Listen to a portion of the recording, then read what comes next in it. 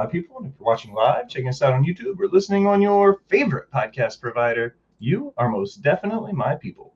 Welcome to another episode of Botch Pots and Chair Shots. I am still your host, a chef by trade and mark by choice. I am the Will Gray, and joining me tonight, rounding out this panel, Bo is off spelunking in caves in South Africa. We hope him the best in his journeys. But joining us tonight, he is the host of the Queen's Court over on World Championship Wreckage. He does a plethora of work here on Rivet City Radio.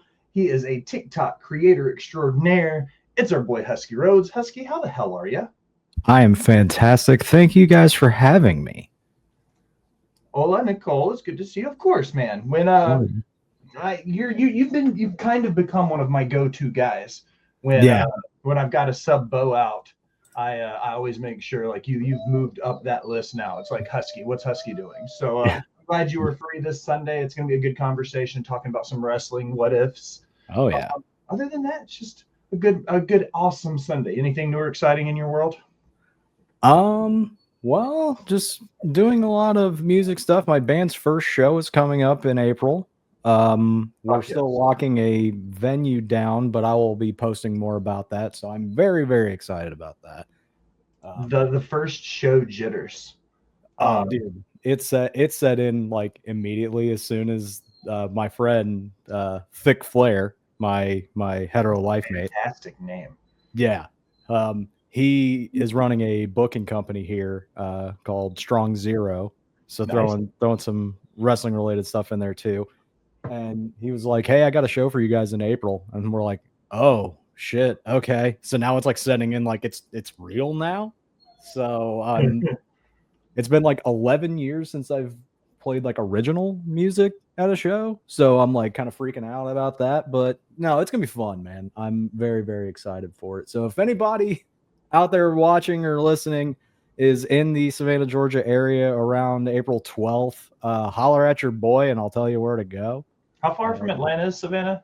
4 hours. We're 4 hours south. That happen. That's not bad. Drive down to the parents, then drive across to Savannah for the night. Yeah, I'm 2 hours north of Bo. So I think him and his lady are gonna come up too. From what he was telling me. Quan on the way. We could grab Quan on the way. Make Quan. Yeah. Hell yeah. Hell yeah, dude. I want to kick it with Quan. That'd be awesome. Yeah. We'll just kidnap him. We'll just show up and kidnap Quan at school. You're coming with us now. Bree said she'll fly down. So we'll just make a go, dude. Group of it. Let's go, dude. Hell yeah. Hell yeah. Hell yeah, dude. And perched upon the Iron Throne in the Boss Bitch's corner, she is the Hova to my Beyonce, the Bonnie to my Clyde. She is the brains behind Rivet City Radio and Botch Pots and Chair Shots. It's the Boss Bitch, Al. Al, scale of 1 to 10, how likely are you to kill that puppy tonight? I have been ready to kill the dog for 3 days. Not actually kill her, not for real kill her. But she has been on something with the snow, and I have about had it with her. It's like she's the perfect trifecta of fucked up because she's weird because of the snow. Right. She's in heat. So she wants all the attention.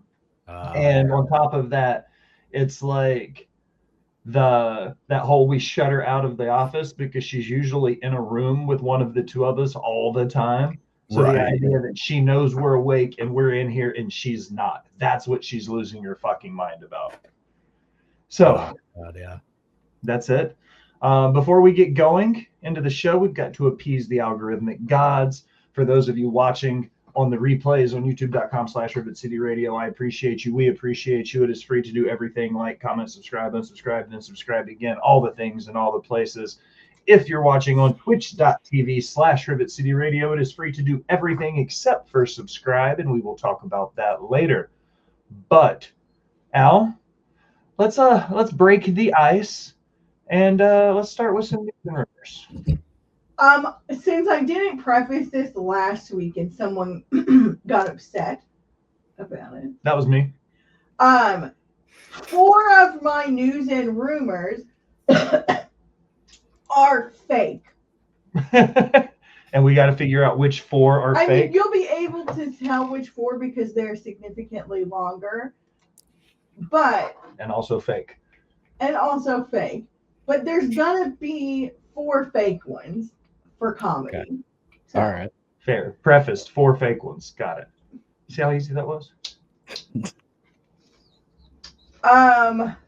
Starting off with a non-fake one, surprisingly. Goldberg will be on the January 27th episode of Raw, apparently. Okay. Oh, Bill. Unnecessary things in wrestling. I mean, he wants his retirement. The only way I want WWE to have Goldberg is if it's Goldberg versus Skip Sheffield in a nobody gives a fuck match. Yes. Yep. Goldberg versus Skip Sheffield. Nobody gives a fuck match. Book it. Book it, Hunter. Book it. Book it in a vacant venue with no cameras because nobody wants to see that shit. You technically had your retirement match, Bill. Put it in the Thunderdome, but don't turn the screens on. Just put it in the Thunderdome. No screens. Nothing. No screens. Hell, there's no ref. Goldberg versus Omos. We're going 60 minutes. They're going to take it to Broadway. I don't know if Goldberg could work 60 at his prime, let alone at 60 years old. Dude, we saw that match of William Regal. That dude ain't going longer than fucking 10 without being blown up. He's a powerhouse, baby. He ain't got to go more than 10 minutes. He can pin everybody inside of 10 minutes. Hell with your work rate. Fuck that. Yeah, about that. PW Insider says while Triple H said SmackDown will not remain 3 hours forever, it is expected to stay that length at least into the spring. Good God. There is no concrete date, and WWE is trying to be a good partner to NBC Universal.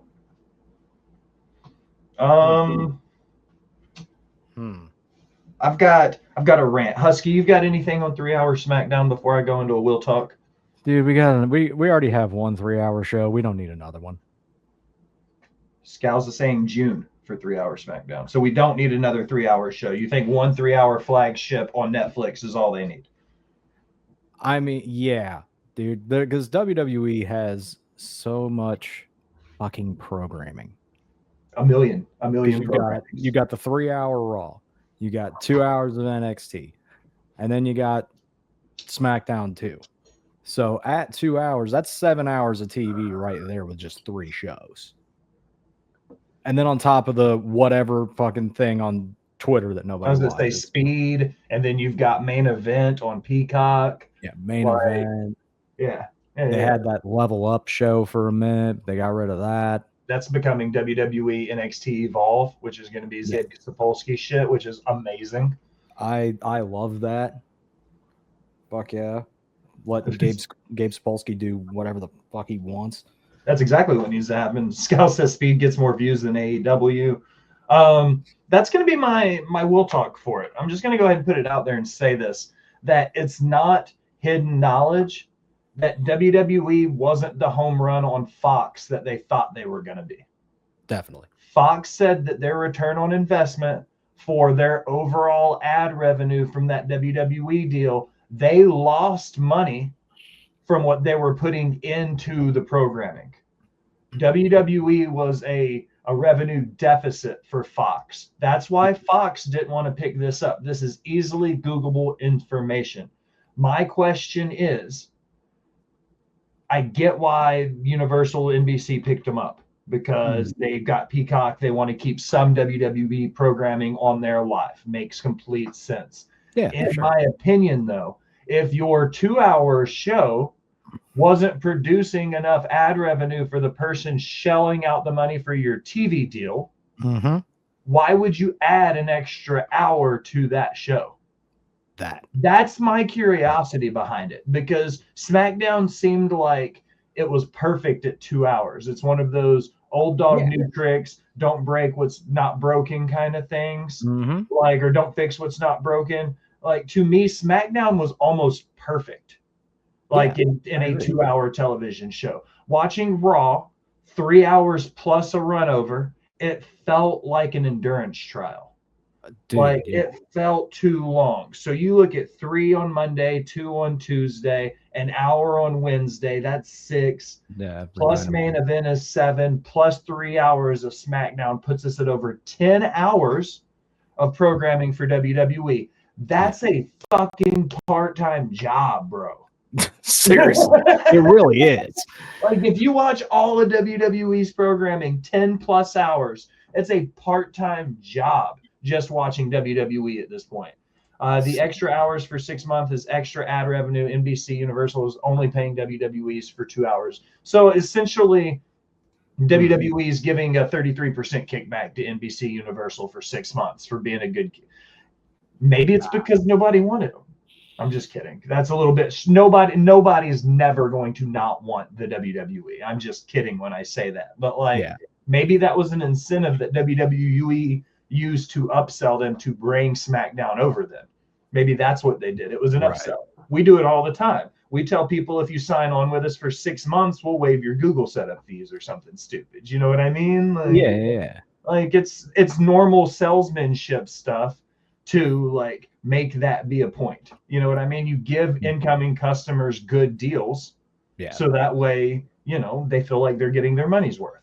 It's common sense sells, right? Al? Am I crazy? No. That's what I'm saying.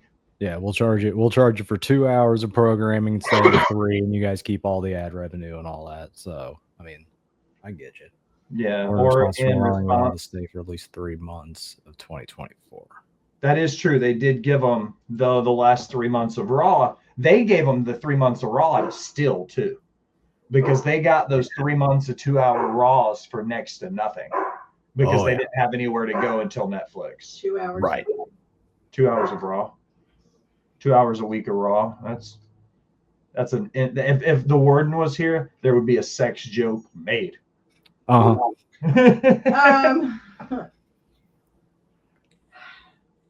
Lord.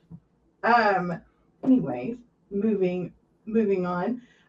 We can't do news and rumors without talking about, which I've learned some amazing new nicknames for him.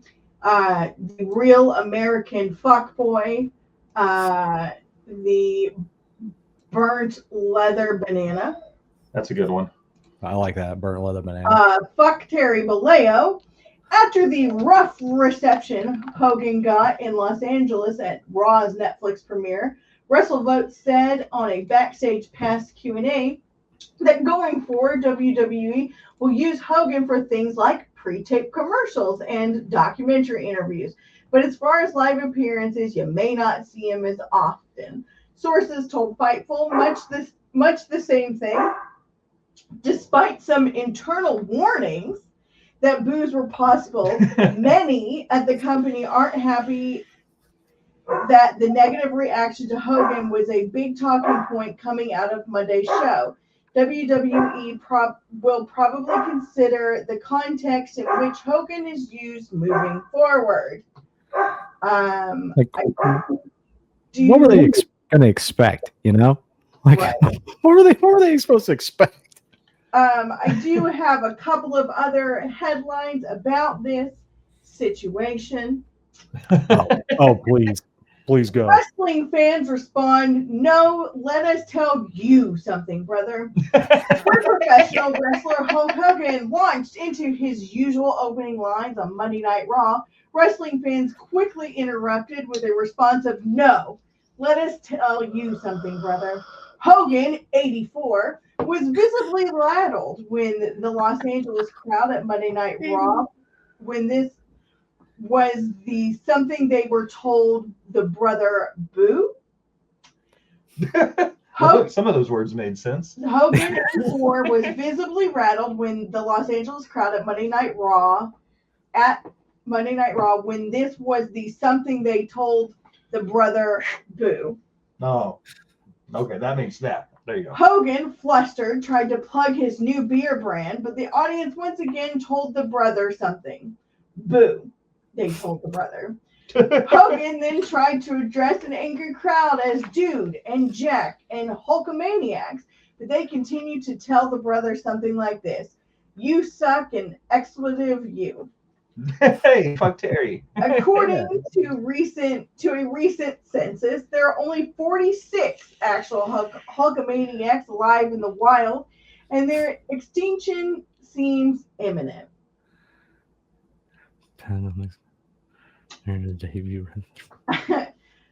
Moving on. Hero lives long enough to see himself become the villain. That's the truth. That is the perfect analogy for Hulk Hogan. Retired professional wrestler Hulk Hogan returned to the World Wrestling Entertainment this week, only to realize that he had taken the final step of all cartoon superheroes by becoming the villain. Hogan, who was booed mercilessly.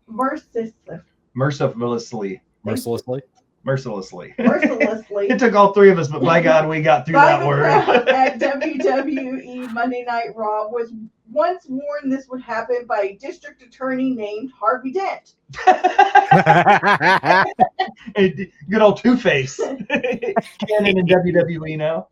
The so-called Hulkster was apparently rattled by the angry crowd response, which demonstrates the hubris of the aging superhero, oblivious that the children who grew up idolizing him are now adults who are sick of Hogan's shtick. Well, let me tell you something, brother. Hogan said on Raw, to which wrestling fans unanimously responded, Nah. We're good, bro. There's no need for Hulk Hogan in 2025. We've been good, brother. And then this is what AJ sent. Raw on Netflix debuted Hijacked by the Ghost of the Iron Sheik. Yeah. Out of the arena. That's awesome. Yeah. It's really long, so I'm not going to read the whole thing, but that's awesome. I will say about that whole segment, that was the funniest segment that was not meant to be funny of all fucking TV. Listening to the way it went down, because Hogan is giving this deep-hearted, white meat baby face, eat your vitamins, say your prayers kind of Hulk Hogan promo, talking about how the best tag team partner in his career has always been the WWE Universe, brother. And the whole time it's happening, it's like, boom, get the fuck off my screen. And it was beautiful. Beautifully done.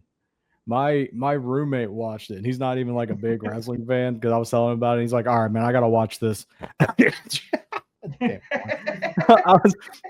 He was like, bro, I gotta watch this. I was like, dude, get to the third hour, and when Hogan comes out, just watch it. He got about 45 seconds in, paused it, and goes, man, I feel bad for Jimmy Hart, bro. I'm dude, I know. Everybody feel bad for Jimmy Hart. Man.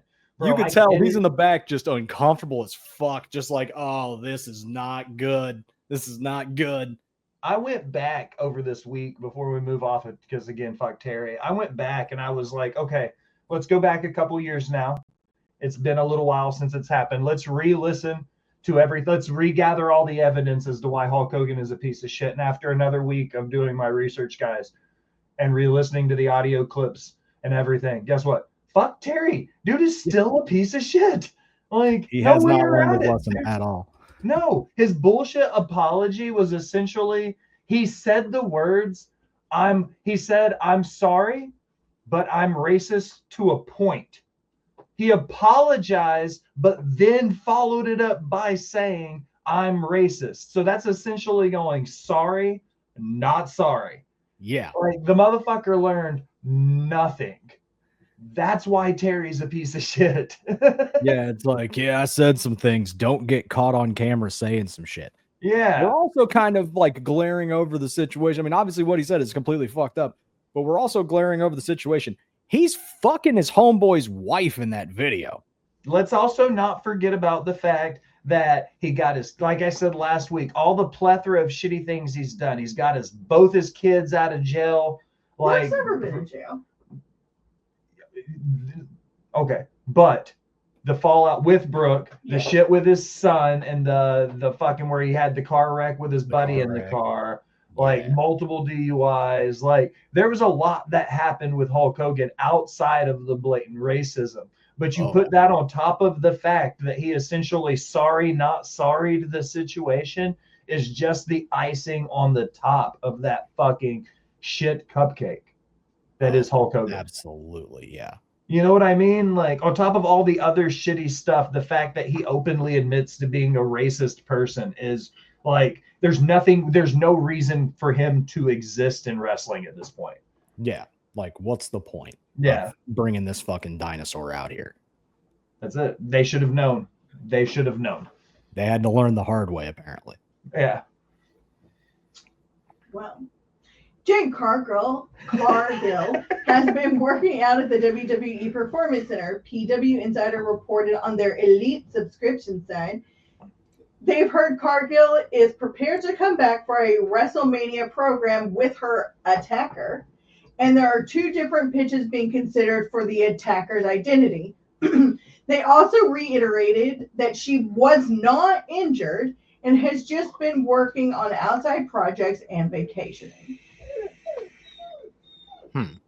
Makes sense. Yeah. Makes sense. Write her off somehow.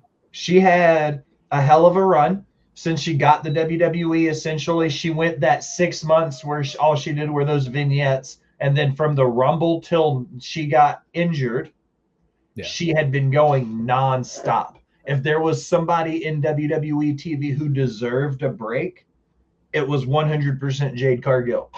Since she left AEW, her work rate had moved up. She was working more consistently. She was in big stories. She was on TV and pay-per-views. Not that she wasn't doing those things in AEW. That's not my point. But, like, she had a real schedule for 53 weeks where she was on the road going hard, where she didn't miss any time. She deserved a break, if I can give it to her. And if they don't give us Jade and Bianca at WrestleMania, I'm going to fucking snap. That match would be fucking sweet. That screams WrestleMania. You know what I mean? Like, make it where Bianca is the reason. Bianca and Naomi were the reason why it happened. You know what I mean? Mm-hmm. Yeah. Oh, year is 52 weeks, though. Spicy white dude squad. Also, she has Spicy white dudes. Her daughter's like in school and is on Chris's break. You know what I mean? A lot of the wrestlers, that too. A lot of female wrestlers, their kids are much younger. Mm-hmm. And so, like, yeah, I mean, I want to take Christmas break with my kids. Like, yeah, absolutely. And by kids, I mean pets, but the menagerie. The menagerie. New Japan commentator Chris Charlton has been placed on an indefinite hiatus by the promotion due to negative comments he made about AEW while calling Sunday's Wrestle Dynasty show, according to Meltzer. During Kenny Omega's match, Charlton called AEW owner Tony Khan a money mark, questioned Okada, Jay White, and Will Ospreay's decision to join AEW based on how they've been booked since, and said the Continental Classic is not even close to the G1. He's not wrong. Sean Ross posted that the announcer is suspended for 2 months. Meltzer then added that it was the parent company, Bushi Road. Yep. It's called to suspend him, not New Japan, and clearly not anyone else. I mean, he wasn't telling any lies. He's a heel commentator. 1. 2, he was working an interpromotional show with the people he was talking shit about. Big glaring number 2 in that situation. Number 3, okay? It made New Japan some of the biggest news this week in a downtime for New Japan. This week after Wrestle Kingdom, Battle of the Valley just happened and nobody fucking remembered it. You know, the 12 people that watch the New Japan pay-per-views outside of the G1 and Wrestle Kingdom, like, I'm glad y'all enjoyed the show. But, like, in reality, it's his job to make his promotion look like the best promotion in the world. Edge and MJF and FTR and Tony Khan all say AEW is where the best wrestle. even though we all know they're not the number one wrestling promotion in the world. That's what you do. So for him to put his job over, to me, he's not a bad guy. You know what I mean? He didn't do anything wrong. Taking shots directly at Tony Schiavone, that's an HR issue. I'm not necessarily saying that was okay. Did he take him at Tony Khan? Yeah, he said he was. Yeah, he called Tony Khan a money mark. Khan, not Schiavone. I mean, again, Schiavone took shots at him the next night at Wrestle Dynasty. Show me the lie. But that's the point, is like, Scals immediately threw up when I said that's where the best wrestle. But that's my point, is like, I don't feel like he was doing anything out of character. He's already a fantastic commentator. He is the head of the translating. He's fluent in Chinese and Japanese. He does all of the translations for New Japan as far as the English stuff go. Like, that's the thing, though, man, is like, I don't feel like he did anything wrong. And this is the perfect opportunity for them to print some money by allowing him to be in these stories. I think it's a work. You think it's a work? Penny's outside. Like you were mentioning how New Japan is like kind of in like a downtime this time of year. I think that's kind of where they were going with it. Just like, all right, let's keep our name in the press here. We're gonna give you a vacation, but we're gonna say all this shit and get everybody riled up. I think that could realistically be what's happening too, is because him and Walker Stewart, the two commentators that do the English commentary for New Japan, were going back and forth all weekend, and it was beautifully done. It reminded me of good old school, Vinnie Mac and Gorilla Monsoon kind of stuff, where it was one that was obviously a baby face and one that was obviously a heel, and they were going back and forth. I felt like that was perfect. I don't see why, if this is a real punishment, I don't see why they're really punishing him. Yeah, I don't think like after going back and like rewatching it and everything, I don't think it's a real punishment. I think this is also kind of like slowly building up to some things at Forbidden Door. Also a good idea. Why would they not want that to be the case? Start building it up now. Because like Forbidden Door is June? Yeah, it's the summer. It's the halfway point. Yeah, it's always around. Forbidden Door is usually around the time that they're gearing up for the G1. Yeah. So makes sense now. Start throwing some little pot shots at each other from time to time and just build it up and make Forbidden Door fucking huge. I think that's the way it should be. They should always do a Wrestle Dynasty or a Forbidden Door before New Japan's biggest shows. If they want to do the crossover the right way, that's the way it needs to be done every time. Book it, TK. Give me and Husky the pencil and just let us do it. Give us 3 months, brother. We will turn your shit around. We'll make you a dump truck full of money, brother. We will just print that shit, Holmes. Yeah. Just give us the keys. I immediately am putting Buddy Matthews and Brody King as AEW tag champions, but that's just me. I do. Yeah, they said they wouldn't let them promote it because it wasn't their pay-per-view. It was a New Japan pay-per-view featuring AEW and Ring of Honor and CMLL and every other promotion on the planet except for WWE. But Warner Brothers was like, nah, fam, we're good. That kind of sucks, dude. It's just like they're working with you. Yeah. Like, why would you not want them to promote it? I understand it's not your show, but you present their product on fucking TV. Yup. Like, come on, man. Well, Sting recently filed for a trademark for Old Man Sting. Old Man Sting? Let him do whatever he wants. I don't care. Yes. He's if I never saw Sting when I was 6, I wouldn't have met you two. Let that man do whatever the fuck he wants. I'm here for it. Absolutely. Old Man Sting. I'm into that.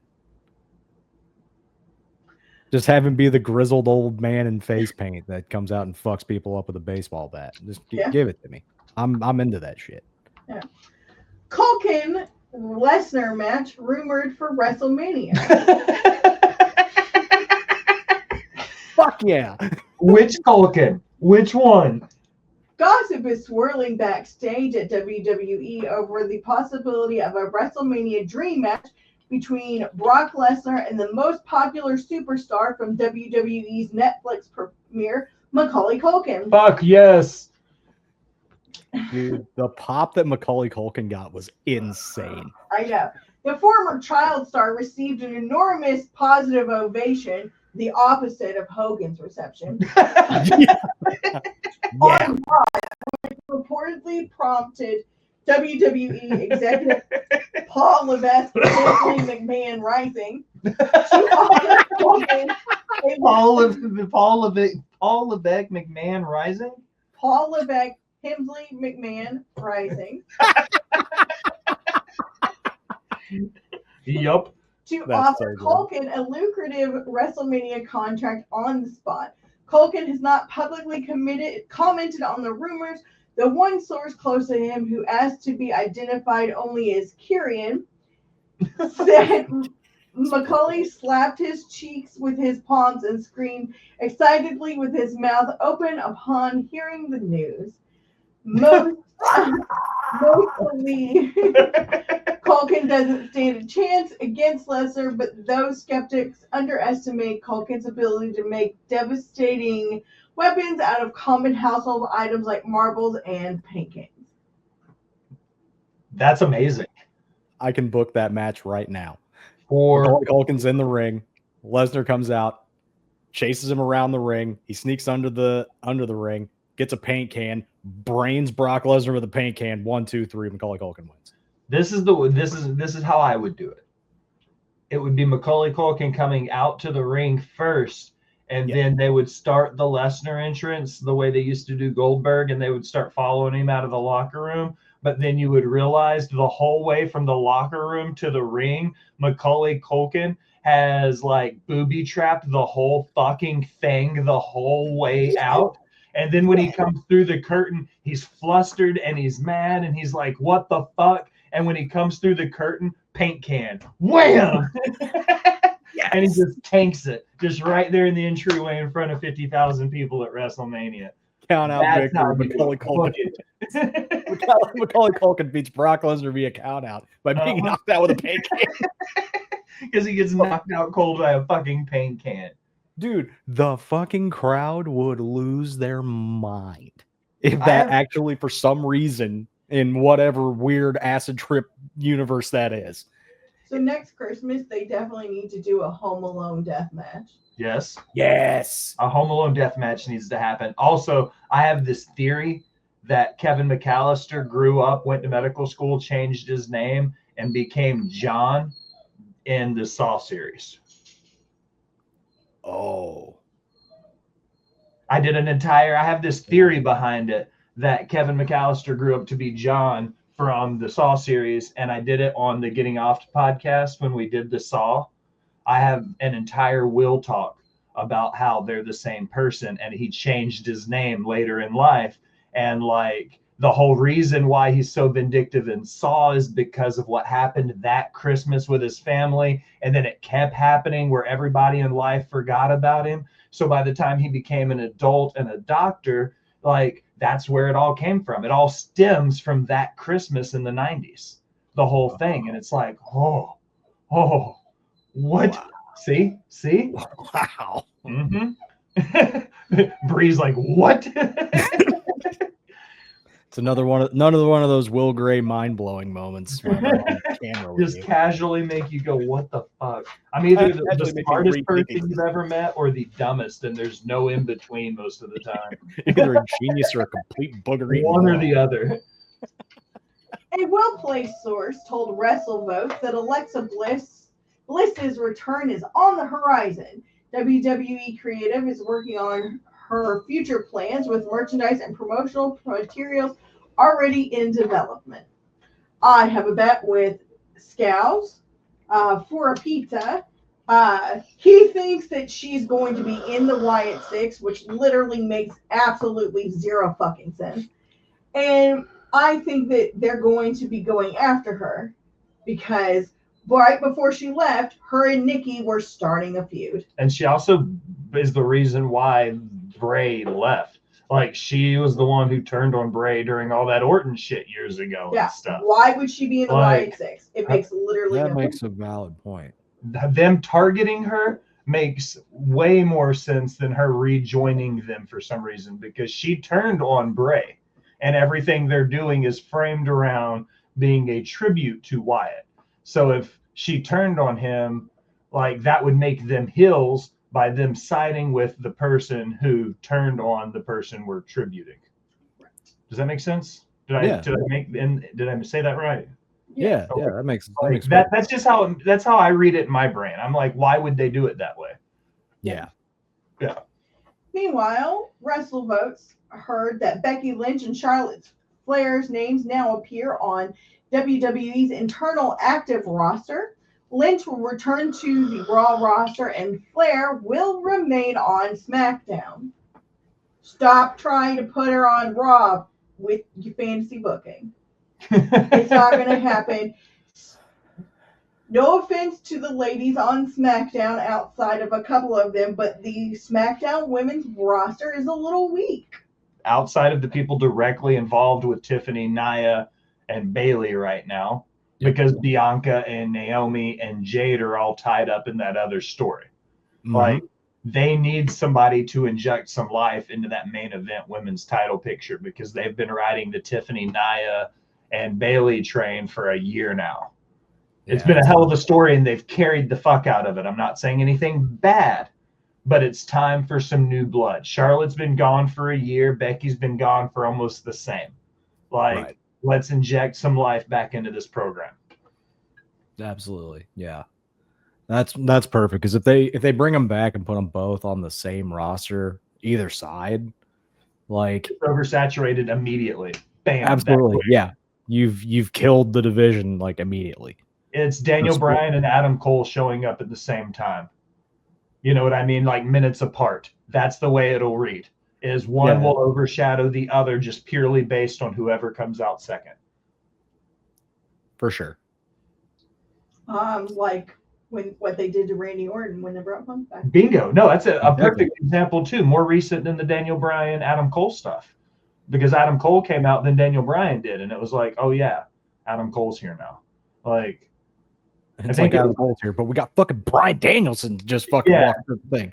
You know what I mean? Like, Randy Orton's like, holy shit, he's finally back. Has this like killer ass match. Here comes Phil.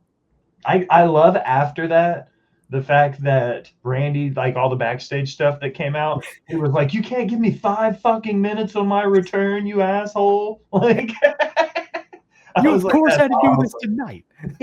Why tonight, you dick?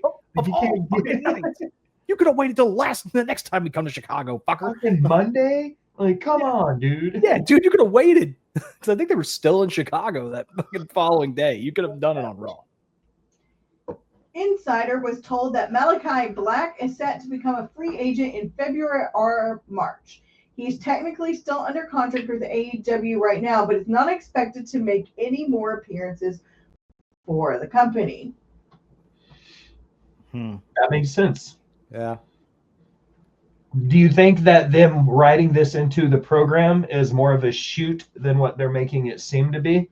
Because it looks like the Will Ospreay thing with Buddy Murphy, and then it was Edge with Brody King. You know, like, they're all saying the same stuff. You don't need the spooky lore of the guy. It was a tweet. One of the wrestling Twitter talking heads tweeted it. They were like, you don't need the spooky man lore who leaves every 3 months because he only wants to work Saturdays. And I was like, damn. Wow. I mean, I've been a massive mark for Tommy End for years. Agreed. But you're not wrong. No. He's paid his dues, and I don't disagree. He's been in the business a long ass fucking time. Oh, 100%. If the man says, I only want to work Saturdays, that's on him if his stories are only Saturday stories. You know what I mean? Like, the House of Black deserves to be a 2 or 3 show storyline. Like, they're good enough they could carry a story across multiple programs. You know what I mean? You have so much talent within the four of them. Yes. Like they should be on all of your shit. Give Julia Hart the TBS title back. Yes. Then give the Kings of the Black Throne the tag titles or the Ring of Honor tag titles, and it would be fucking flawless. Yeah. Can I say let them something all hold gold? People are gonna hate me for. What? I literally give no fucks. This is gonna ruffle some feathers. So you might want to clip this. Nope, we're snoozing that. She snoozed the ad for this one, ladies and gents. You know it's gonna be serious. So I'm gonna make an analogy. Okay. I'm trying to think of the best way.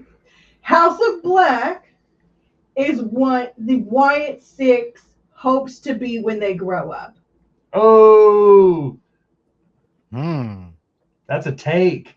That's interesting. A take. But you're not wrong? Not wrong. Because one, we never fucking see them. Like literally ever. Like they're on TV once a week. Barely. But they don't do anything. Nikki, I don't think Nikki has wrestled a match in 2 years. Nikki hasn't wrestled a singles match in a minute. Let me pull her cage match up real quick, and I'll tell you when her last. Because I think the most recent thing she did, they did that like mixed 4-way thing with Alpha Academy or whatever. They did. And I think that's it, really. Mixed tag matches with the Wyatt Six, mixed street fight with the Wyatt Six. Her last singles match, October 9th of 2023 against Kiana James. Yep. That was her last singles match in WWE programming. So her last match was an NXT match? It was on Main Event. Or on Main Event. So not a real match. Her last singles match on TV was July 17th of 2023 in a loss against Shayna Baszler in a 19-second squash match. That was probably during that whole almost a superhero gimmick. I don't remember that far back, honestly. She won the Women's Money in the Bank in 2021. Yeah. It was during the pandemic shit. We were coming out of the bullshit pandemic after that. So this was after she had stopped being the superhero. Okay, right. Because that was she was still the superhero. She was a superhero. She stopped until she came back with the Wyatt Six. It has her listed as Nikki ASH up until October of 2022, and that's when it switched back to being Nikki Cross officially. That's right, because you went back to wearing the superhero costume. I'm not arguing that. I'm saying systematically they changed the gimmick. Yeah, she kind of went back to like kind of crazy Nikki Cross because that was when the time when like Eric Young was signing with WWE and they were teasing the whole like sanity comeback thing, and then that fell apart. And she was the last person to hold the 24/7 title before haphazardly attempting to throw it in the trash can and missing completely because she was doing the whole thing with damage control for a little bit, I guess. So, just a couple more things. Nick Namath re-signed with TNA per PW Insider. His existing deal would have expired at the start of 2025 without the extension. There's no word on the length of the new contract. Cool. Yay for him. That's cool. Makes sense. It's on their top title. Also mention there's been talk of WWE bringing in Ric Flair for the Royal Rumble. Fucking why? If he wrestles, he owes us money. Yes. Stand on that. Because he wrestled the match in Puerto Rico, and I'll be like, okay, it was in a different country. I'll let that slide. If the man wrestles a match in the U.S., he owes me and Allison money because we paid to watch his last match. I was there in person. I bought the pay-per-view. Rick, you owe me whatever that fucking pay-per-view was. Honestly, I think they're just trying to do something with these guys on Legends deals. Well, no, he didn't even have a Legends deal. I don't know. He's probably going to introduce Charlotte in some way, like try to steal her. I hope that she's as far away from him as possible, to be honest. Or Cena might win a title that night. I don't know. No, because he's going to be in the Rumble, but who knows? He could wrestle 2 fucking matches. If Cena wins the Rumble and gets that 17th title, I think they'll have Rick bring it out to him. I feel like they should. If it's that, I'm okay with it. But if he puts on the boots and walks to the ring and looks like he's about to have a fucking stroke every 3 steps again. He gets winded 90 seconds into a match. He's just gassed. Listen, could you imagine him trying to walk down that Rumble ramp? It'd take half an hour. He'd be bleeding halfway down the ramp. Nobody touched him. But Flair's bleeding. He gets it the hard way walking to the ring. He trips over a cable and gigs himself by accident. He like falls over and he stands up and he's just just full gushing crimson blood. mask. Like he's wrestling Muda again, just fucking bleeding everywhere. He gets in the ring and he gets dumped over the top and he's like helped to the back by the refs, like he just went fucking 40 minutes with Michaels. Like he did 1 lap around the ring and was like, I gotta go, boys. That's it. He gets time to go home. I need to roll up another and drops an elbow, and that's it. And he's out. He drops an elbow on his jacket, and then's like, "All right, I'm out. I did the thing." He does the flip over the ropes, and he just kind of folds himself in half, and just kind of like fragile old body just dangling there. Bring me some of my Ric Flair drip. He's just smoking some of his weed on the fucking ramp. Just like, I can't do this no more. Getting stoned and drinking energy drinks. Okay, it's Vegas. It's legal. Just get stoned and drinking energy drinks on the apron. Fuck it. I'm not getting in the ring, boys. That's his whole plan. He's coming back this spring because he's planning to die in the ring at WrestleMania in Vegas. Think about it. Ric Flair, Vegas, WrestleMania. It's all a conspiracy. Put the tinfoil hats in the chat. My last thing. Retiring Canadian Prime Minister reportedly in talks with WWE for WrestleMania appearance. Okay. Justin Trudeau, the Canadian Prime Minister who stepped down after achieving nationwide X-Pac heat, is reportedly hoping to parlay his good looks and innate duplicity into a new gig with WWE. Sources within WWE reveal that Trudeau hopes to make an appearance at the WrestleMania event in Las Vegas in April, potentially a match against WWE Hall of Famer and incoming president Donald Jimmy Jam Trump. Donald Jimmy Jam. Jimmy Jam. And a good old Jimmy Jam.